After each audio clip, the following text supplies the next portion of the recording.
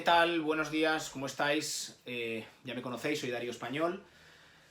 Vamos a pasar a explicar uno de los vídeos que tenemos en esta serie, que ya llevamos varias semanas, esta serie de Monzón Templario. Hoy me gustaría hablaros de cómo llega Jaime I al castillo de Monzón, cuál es la coyuntura política que se encuentra el pequeño niño rey cuando sucede su llegada al castillo. Hemos estado hablando durante 3 semanas atrás de cómo llegó la Orden del Temple a la Corona de Aragón, de cómo se repartieron esos territorios, de la muerte del rey Alfonso I el Batallador y de su herencia, y de también cómo se instalaron en lo que es la encomienda del Cinca, como es la encomienda de Monzón. Bien, los sucesos que tienen lugar al inicio del reinado de Jaime I suceden, como ya sabéis, a principios del siglo XIII. Estamos hablando aproximadamente de unos 70 años después de la muerte del Batallador, y cuando habían pasado unos 30 años aproximadamente de que la orden como tal ya estaba plenamente asentada en este territorio, en el territorio del Cinca. Bueno, Jaime I era solo un niño, como sabéis, tenía 5 años cuando llega al castillo de Monzón, y llega en unas condiciones bastante complicadas. El reinado del conquistador fundamentalmente se basa en que llega prácticamente en una situación en la que la corona está a punto de desaparecer, de implosionar, de destruirse, de repartirse o de incluso ser asumida para los dominios del rey de Francia, y en lugar de eso, no solo eso, sino que saldrá muy reforzada porque, como sabéis, Jaime el Conquistador va a conquistar Mallorca y luego conquistará Valencia y digamos que será la semilla del imperio más poderoso del Mediterráneo en las décadas y en los siglos siguientes, ¿no? Bien, Jaime I tenía 5 años cuando llega al castillo de Monzón, y lo que había sucedido es una situación bastante rocambolesca. Y la situación rocambolesca la inicia su padre. Su padre es Pedro II el Católico, es un rey que la historia lo ha juzgado como demasiado impulsivo, como un rey que cometió muchos errores, pero sin embargo también fue un rey que tuvo muchas cosas positivas. Hay que tener en cuenta que un año antes de la batalla de Muret, que ahora vamos a explicar, el rey había entrado victorioso, por decirlo de una manera, en lo que se denominó la carga de los 3 reyes en la batalla de las Nava de Tolosa, donde los reyes de Navarra, de Castilla y de Aragón entraron en la avanzadilla de la caballería pesada, acabando con la Guardia Negra que estaba encadenada en el suelo de Miramamolín, que era el califa almohade, y llegaron hasta su tienda acabando con su vida. O sea que estamos hablando de que la carga de los 3 reyes, que ha pasado a la posteridad como una de las batallas fundacionales de la nación española, la batalla de las Nava de Tolosa, pues el rey de Aragón había sido uno de los personajes destacados, ¿no?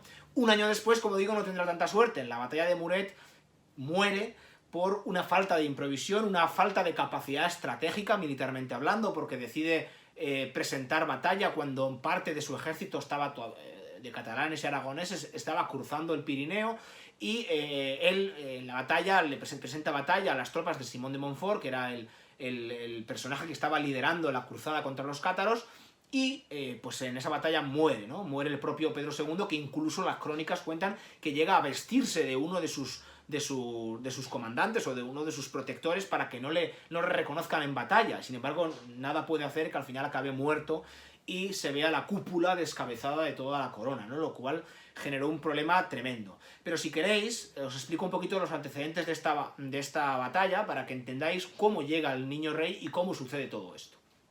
Bueno, pues a principios del siglo XIII tiene lugar lo que se denomina la Cruzada Albigense, es decir, una serie de señores del sur de Francia, unos señores que eran muy poderosos, eran quizás de los señores más poderosos de toda Europa, los señores del sur de Francia, de todos los pequeños principados que había en el sur de Francia, y de entre ellos el que de algún modo sobresalía eran el conde de Toulouse.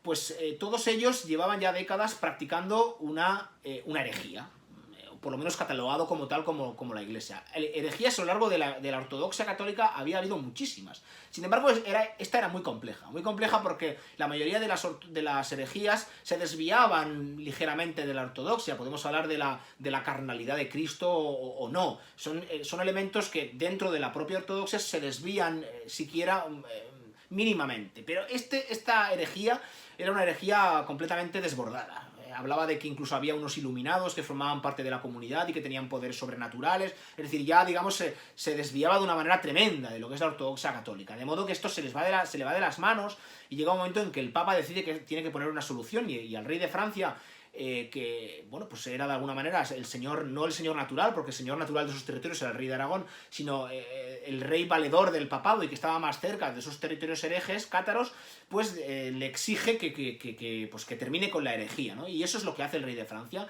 Pone al mando de un ejército a uno de sus comandantes, Simón de Montfort, y decide ir a sitiar los castillos e ir a obligar a que se rindan, ¿no?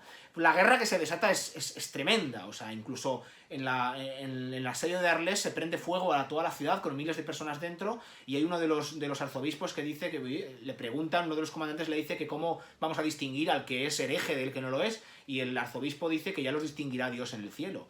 O sea que eso son unas de las frases que han pasado a la posteridad. Es una guerra inmisericordia, es una guerra en la que todo vale y en la que no hay perdón para los sublevados, ¿no? Para los herejes.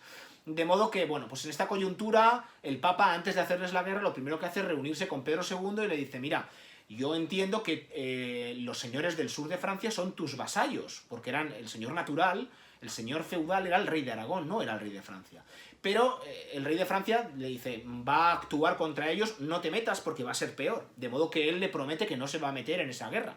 Y para que el Papa vea que lo que le promete es cierto, lo que hace es entregarle a su hijo en prenda, que se denomina, es decir, como rehén. Y evidentemente no como un rehén encadenado, pero lo tendría el rey de Francia, pues viviendo en su castillo, y en el momento en que el rey no acatara ese acuerdo al que habían llegado, podía disponer de él para lo que quisiera. Y cuando digo lo que quisiera, incluso matarlo. El rey de Francia se lo deja a Simón de Montfort, que lo tiene en Carcassonne, ahí donde tiene al pequeño niño, con 5 añitos, y es la prenda, es digamos el rehén, es la prueba de que el rey no va a entrar en batalla. Sin embargo, lo que hizo el rey es contrario a lo que hubiéramos hecho cualquiera de los que tenemos hijo. El rey entró en batalla, le dio igual la vida de Jaime. De modo que lo que hace es presentar con un ejército muy poderoso de catalanes y aragoneses, cruzar el Pirineo, y cuando Simón de Montfort, que está sitiando la ciudad de Muret, se entera de que el rey de Aragón viene, pues lo que hacen es básicamente terminar rápidamente el sitio y meterse dentro, y los sitiadores se convierten en sitiados por el rey de Aragón. Aprovechando un descuido, ellos salen y presentan batalla, e incluso el rey pues pone el asedio y ya se dispone a batallar antes de que una buena parte de su ejército, que estaba en ese momento cruzando el Pirineo, pues le acompañe. Si le hubiera acompañado, seguramente la balanza, la inclinación de la balanza no hubiera sido la misma, pero la historia es la que es. Bien, en esto que el rey, una vez muerto, lo que queda del ejército derrotado vuelve a la corona, y se dan cuenta que prácticamente no queda ninguna de la cúpula, no solo real, sino de todas las familias nobiliarias, que la mayoría de ellos habían muerto en la batalla también, o habían huido maltrechos, o estaban enfermos, con lo cual estaba descabezada la cúpula de poder de toda la corona. De modo que los que quedan lo que hacen es reorganizar. Y el peligro que tienen fundamentalmente es que el heredero está preso por el enemigo. El rey de Francia, que podría haber cogido todo lo que son los territorios de la corona en virtud de ese pacto al que el propio Pedro no respetó, en lugar de hacer eso, lo que hace es avenirse a que el Papa permita que una embajada de catalanes y aragoneses viaje a Carcassonne, se entreviste con el Papa y con Simón de Montfort, y al final negocien la entrega del niño a esas personas. Esas personas fueron 6, entre ellos estaba el senescal de Cataluña, estaba el mayordomo, que era el señor de Aragón, estaba el valedor del rey, que será Pero Aonés, estaría el maestre de la Orden del Temple, Guillem de Montrodon, y todos ellos convencen al Papa y se traen al niño de vuelta.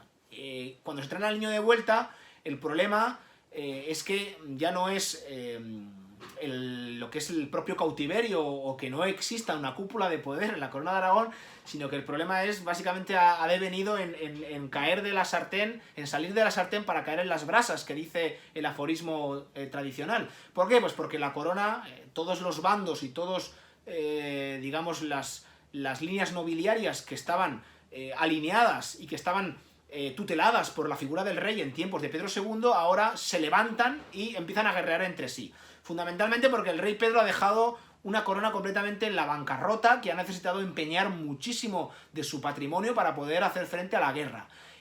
Los nobles, que se ven que se les había prometido una serie de cosas, cuando ya no hay un rey que les pueda dar todo eso que se les ha prometido, empiezan a guerrear entre ellos. De modo que el problema ahora es que hay un niño de 5 años que es manipulable, que cualquiera de las tendencias ideológicas y de las facciones que había se lo puede quedar y educarle para que cuando cumpla la mayoría de edad, digamos, gobierne a favor de esa tendencia, de esa facción. De modo que al niño lo que urge ahora mismo es tener cuidado en manos de quién lo ponemos, en manos de qué consejo real, porque había varios que estaban en guerra entre sí, capitaneados por miembros de la nobleza, pues por Nuño Sanz, el conde de Cerdaña, que era sobrino de Pedro el Católico, por un hermano de Pedro el Católico que era el abad de Montearagón, Fernando, es decir, todos ellos capitaneaban las facciones, de modo que lo que hacen es entregárselo a los templarios para que lo tengan guarecido, para que lo eduquen y para que lo protejan sobre todo. Y qué mejor que entregárselo al brazo armado del papado. El papa dice, el niño no va a estar seguro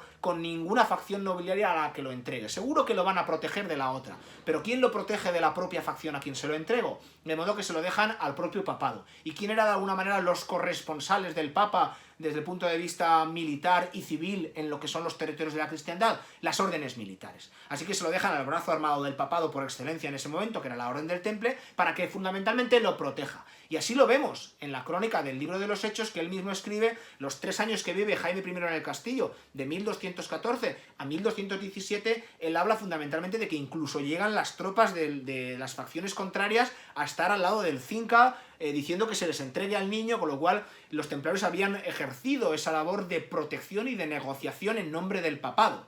No era lo mismo dejar el niño a una facción que no se la podía respetar y se le podía poner asedio al castillo donde estuviera, que dejarle una facción a una orden militar que procedía del papa, y que ponerle un asedio al castillo de una orden militar del papado, pues era palabras mayores, ¿no?